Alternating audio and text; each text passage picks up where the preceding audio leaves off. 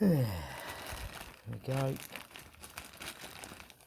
Brackets, air filter in there, exhaust, pipe for the air, pipe for the exhaust, and then you got the machine itself. It's just got to be hardwired in. It's got a big old fuse on the end there, so that's just hardwired straight onto a battery. Fill up the top there. It's only a 5 litre tank.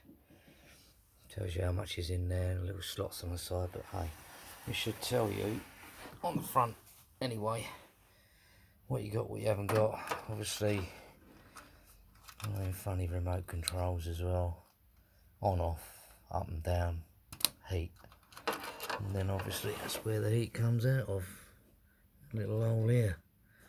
So yeah, 115 quid, ain't bad. Yeah, the instructions down there. There's a little pipe to go on the end there, so the heat comes out, or wherever you put it. But yeah, it's not bad. 115 quid and you get everything.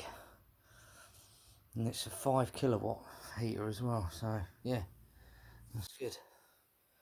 Anyway, let's see if we can get it going over the weekend.